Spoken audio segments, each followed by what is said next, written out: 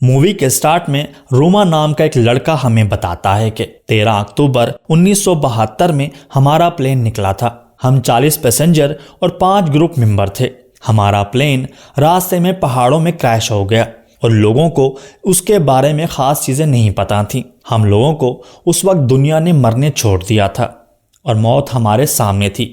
Crash के 2 दिन पहले एक फुटबॉल मैच के दौरान सभी बच्चे खेल रहे थे। वहां रॉब नाम का एक लड़का होता है जो वहां सबसे तेज भागता है और उसका साथी निकू बॉल देने को कहता है, लेकिन रॉब उसकी बात नहीं सुनता। रॉब को सामने वाले लड़के पकड़ लेते हैं और वो लोग हार जाते हैं। सभी लोग रॉब पर चिल्लाने लगते हैं। उनका टीचर आकर कहता है कि हम लोगों को प्लेन में जाना है। इस बार अमेरिका का ट्रिप हमें काफ़ी सस्ते में मिल रहा है। वहाँ सभी लोग इस बारे में बात करते हैं और सभी लोग सफ़र से पहले मिलते हैं। उन स्टूडेंट्स के साथ बाकी पैसेंजर्स भी थे और वहाँ डैन और सीसा नाम का एक कपल अपने बच्चों से मिलकर निकलता है, जिसमें वहाँ एक लड़की सभी लोगों की एक तस्वीर लेती है। फिर वो लोग प्लेन में बैठते हैं। प्लेन बर्फीली पहाड़ियों से होता हुआ आगे बढ़ता है। अचानक प्लेन में एक झटका लगता है। एक लड़का कहता है कि अब हमें बहुत झटके लगेंगे क्योंकि इस रास्ते में काफ़ी बड़ा पहाड़ है और प्लेन इस पहाड़ी को क्रॉस करके दूसरे शहर में जाएगा। रास्ते में जब ज़्यादा झटके बढ़ने लगते हैं तो पायलट सबको सीट बेल्ट बांधने को कहता है।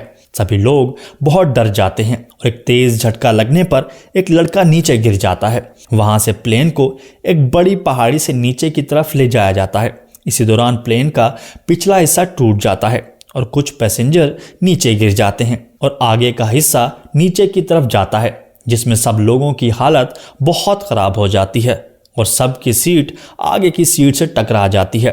वहाँ रॉब नामी लड़का बाकी पैसेंजर को देखता है। वहाँ पर काफ़ी सारे लोग घायल हो जाते हैं। रॉब देखता है कि उसमें सीसा भी जख्मी है। वो सब लोग एक दूसरे की मदद करते हैं। वो पायलट को देखते हैं जो बहुत ज़्यादा घायल होता है और मरने वाला होता है। पायलट उन लोगों से कहता है कि अब खुदा ही तुम्हारी मदद कर सकता है। ये सुनकर रॉब डर जाता है और रात हो जाती है। रात को जख्मी लोगों को ठंड की वजह से हालत बहुत ज़्यादा ख़राब होती है और वो लोग बहुत डरे हुए होते हैं और इसी डर में सारी रात गुजार देते हैं। उसी ठंड में एक लड़का सुबह तक मर जाता है। सुबह होने पर सभी लोग बाहर आ जाते हैं और वो बर्फ़ के पहाड़ों में होते हैं और दूर दूर तक उन्हें मदद के लिए कोई आसार नजर नहीं आता।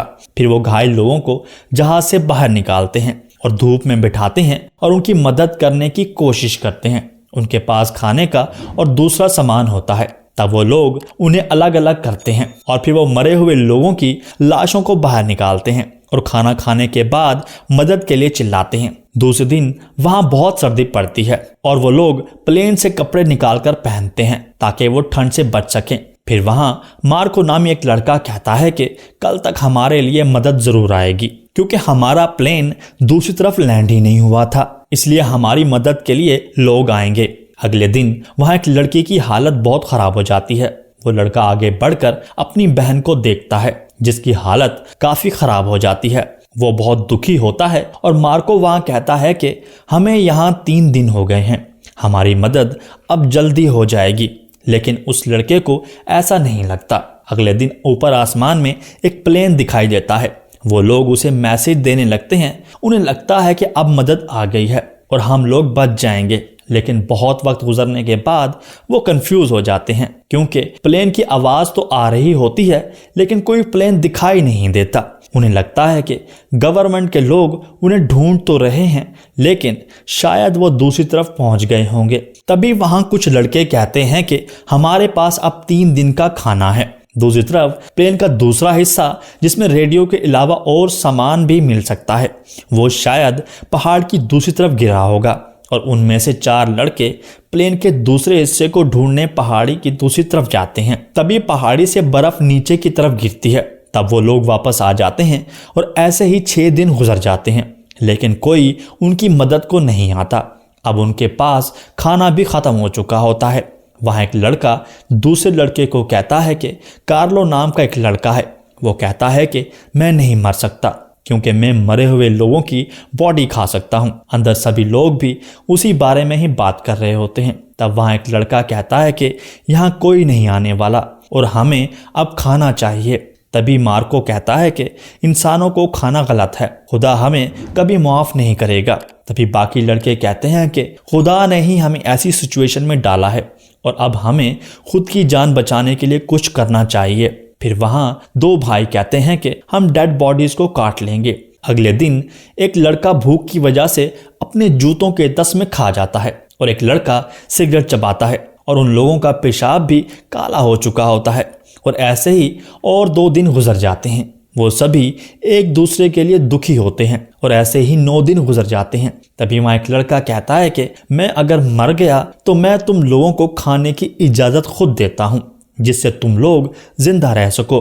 और वहाँ पर सभी लड़के यही बोलते हैं और वो लड़के बाहर आकर मरे हुए लोगों की डेड बॉडी खाने लगते हैं। फिर 2 भाई एक लाश को साइड पर लेकर जाते हैं और उसे काटने लगते हैं ताकि सब लोग उसे खा सकें। और आहिस्ता आहिस्ता सभी को उसकी आदत पड़ने लगती है। एक दिन उन लोगों को भरा हुआ एक बैग मिलता है जिसमें एक रेडियो होता है, जिसमें वो सुनते हैं कि गवर्नमेंट ने उनके प्लेन को ढूंढा था लेकिन वो उन्हें नहीं मिला और अब 2 महीने तक बर्फ बहुत ज्यादा पड़ने वाली है, इसलिए वो कुछ नहीं ढूंढेंगे। ये सब सुनकर लड़के बहुत दुखी हो जाते हैं। तब मार्को सबसे माफी मांगता है और कहता है मुझे माफ कर दो, मैंने तुम लोगों को काफी दिनों तक इंतजार करवाया, अब तुम लोग जो चाहो वो खा सकते हो। सभी लोग वहां पर डेड बॉडी को खाने लगते हैं। अब मदद न आने की वजह से 3 लोग वहां से पैदल निकलते हैं। वो प्लेन का पिछला हिस्सा ढूंढने जाते हैं ताकि वो रेडियो की बैटरी को ठीक करके किसी तरह गवर्नमेंट से राब्ता कर सकें।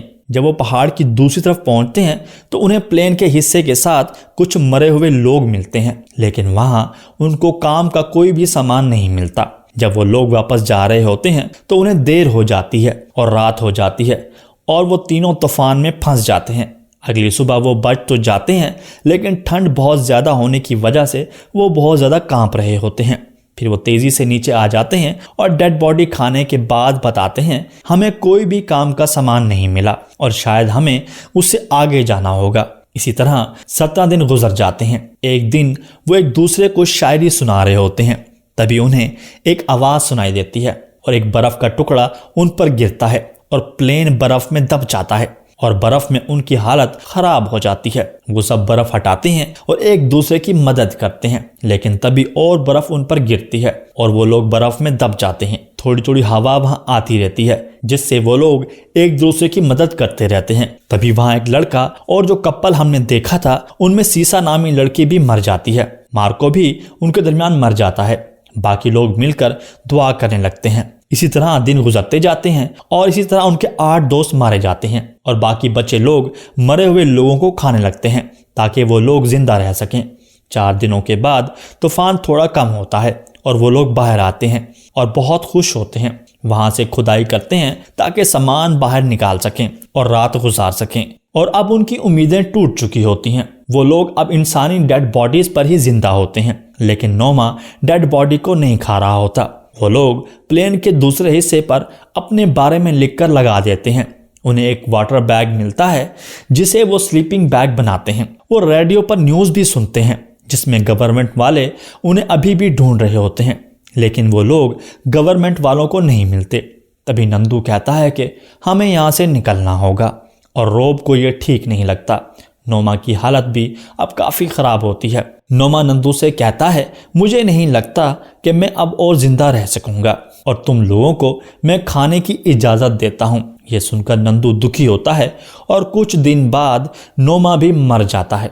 उसके पास एक लेटर मिलता है। वहाँ सब लोग उसे देखते हैं जिसमें लिखा होता है कि मैं अपने दोस्तों के लिए कुछ भी कर सकता हूँ। इससे सभी को हिम्मत मिलती है और फिर नंदू, रॉब और टिनटिन दूसरी तरफ जाकर बाकी लोगों के लिए मदद लाने का फैसला करते हैं। वो सब लोगों से मिलकर उन्हें गुड बाय कहकर आगे बढ़ते हैं और पहाड़ी चढ़कर आगे जाते हैं। रात हो जाती है और वो वाटर बैग खोलकर उसके अंदर सो जाते हैं, लेकिन ठंड उन्हें अभी भी लग रही होती है। बहुत दिनों तक चलने के बाद उन्हें ऐसे पहाड़ दिखाई देते हैं जहां बर्फ कम होती है। नंदू कहता है कि अब हमारे पास 1 हफ्ते का खाना बचा है, हमें और भी खाना चाहिए होगा। आगे का रास्ता मुझे और भी लंबा लग रहा है। और टिनटिन वहां से अपने दोस्तों को मिलकर वापस आ जाता है और उन लोगों से कहता है कि वो लोग उन पहाड़ियों पर पहुंच गए हैं जहां बर्फ कम है और वहां उन्हें मदद मिल जाएगी। ये सुनकर सभी लोग बहुत खुश हो जाते हैं। दूसरी तरफ वो लोग बहुत दिनों तक चलते चलते वहां पहुंच जाते हैं जहां बर्फ नहीं होती। फिर वो एक नदी के पास पहुंचते हैं। वहां उन्हें एक आदमी घोड़े पर मिलता है। वो एक लेटर लिखते हैं कि उनका प्लेन क्रैश हो गया था और अब हमें मदद की ज़रूरत है। वो लेटर गवर्नमेंट तक पहुंच जाता है। वो सभी ये पढ़कर काफ़ी दुखी होते हैं। नंदू और रॉब एक घर में खाना खा रहे होते हैं। तभी उन्हें आवाज़ सुनाई देती है। वो देखते हैं वहाँ बहुत सारे रिपोर्टर्स जमा होते हैं। दूसरी तरफ रेडियो पर सभी लड़के न्यूज़ सुनते हैं कि उन्हें 2 लड़के प्लेन क्रैश से मिले हैं और नंदू उन लोगों के साथ एक हेलीकॉप्टर में जाता है।